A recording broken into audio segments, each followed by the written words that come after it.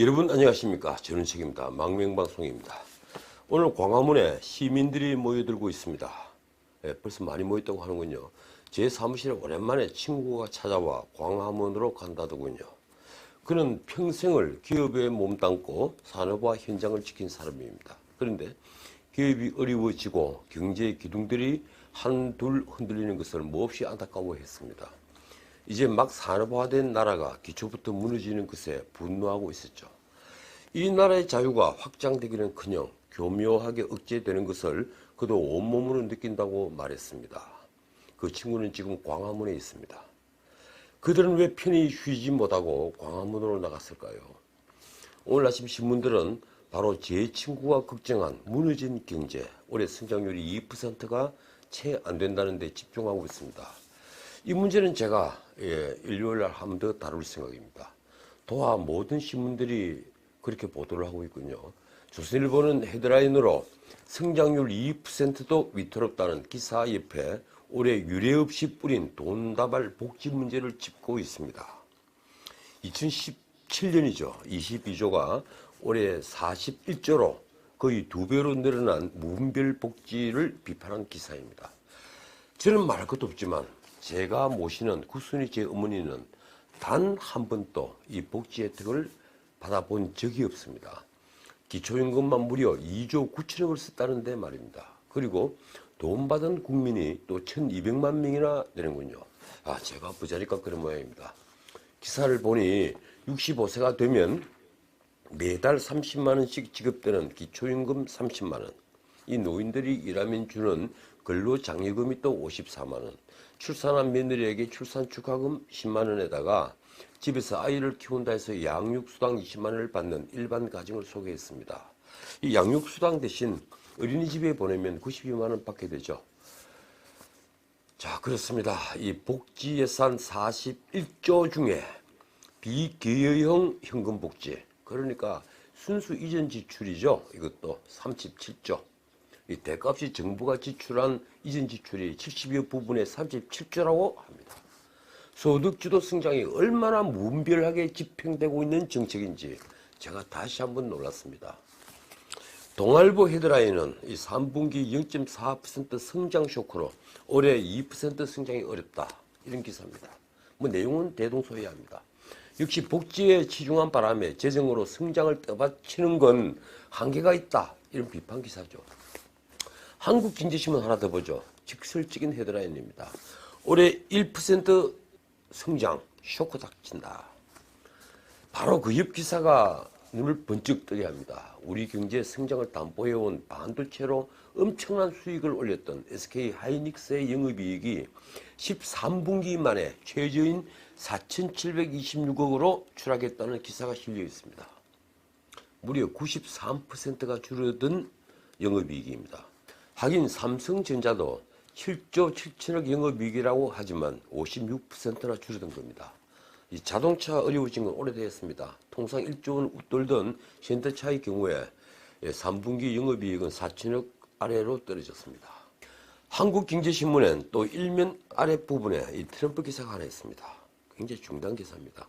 트럼프는 앞으로 미군은 중대한 국익이 걸린 곳에만 투입된다고 선언했습니다.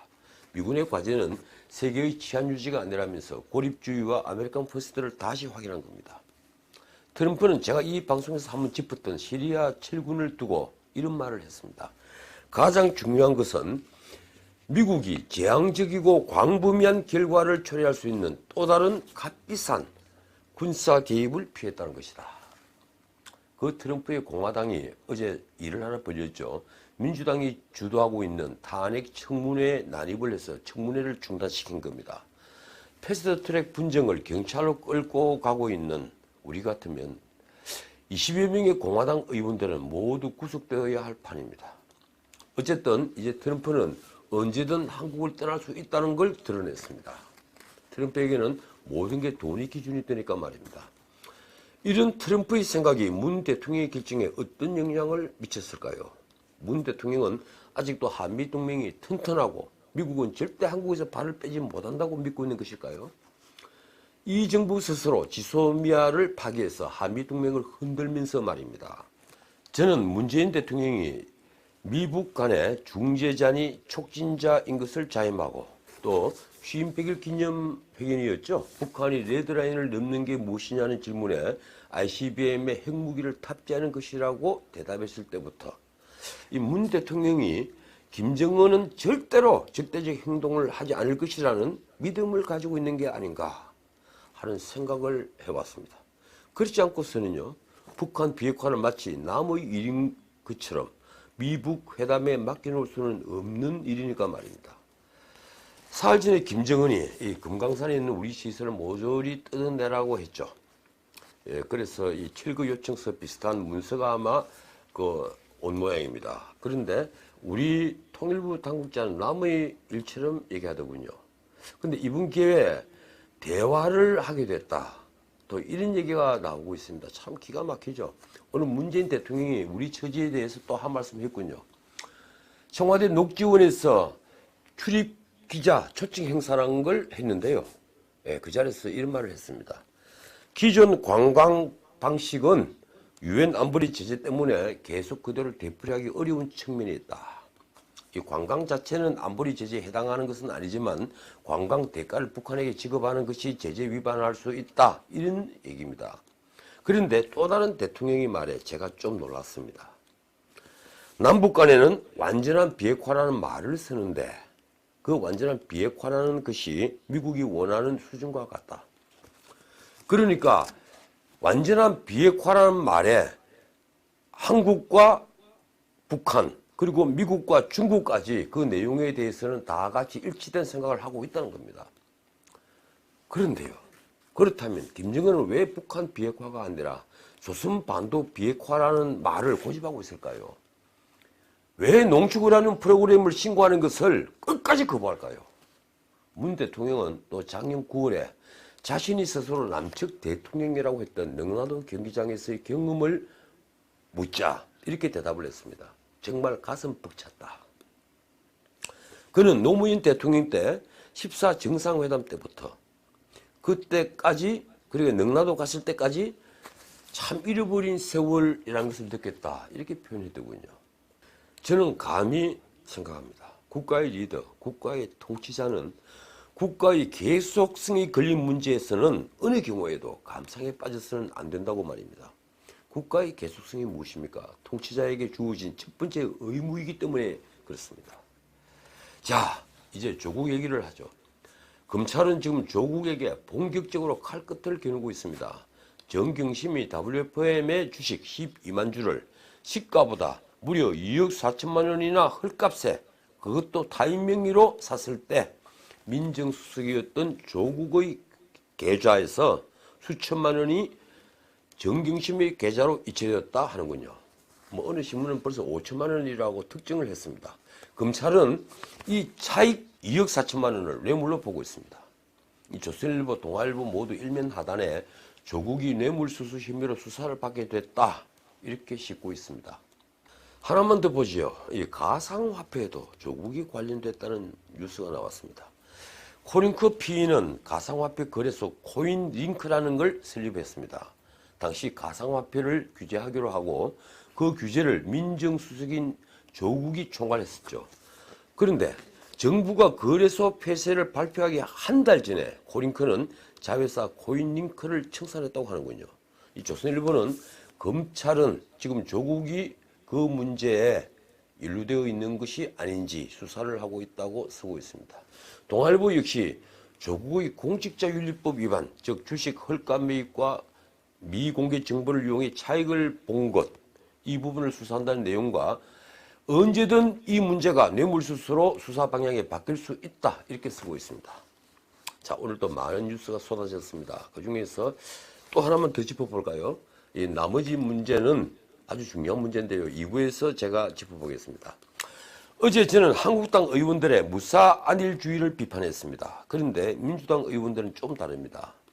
오늘 조응천 의원, 박근혜 대통령 때 청와대 민정실에서 그래 공직기강 비서관으로 있다가 쫓겨났고 총선 직전에 문재인 대통령이 민주당에 영입한 분이죠. 그래 국회의원이 됐습니다. 이분이 한 말씀을 했는데요. 솔직히 제가 좀 놀랐습니다. 그는 조국 사태와 관련해서 많은 의원이 괴로워했고 지옥을 맛봤다. 이렇게 말했습니다. 아마 지옥을 맛본 의원들 중엔 지금 또 시달리고 있는 금태섭 의원이 포함되어 있을 겁니다. 조 의원은 기자들에게 조국 사태가 벌어진 이후에 공정과 정의, 기회의 균등이라는 우리 진영의 가치와 배치되는 팩트들이 계속 나오는데 이쪽 진영의 한 사람으로서 머리와 행동이 따로 가야 해 괴로웠다. 이렇게 토로를 했습니다. 그런데요, 공정과 정의, 기회의 균등이 과연 그쪽만의 어떤 이상이고 가치입니까? 그렇지 않죠. 사실은 기회의 균등, 공정과 정의는 보수주의의 가치입니다. 어떻든 조 의원은 의원총회에서도 같은 말을 했다는군요.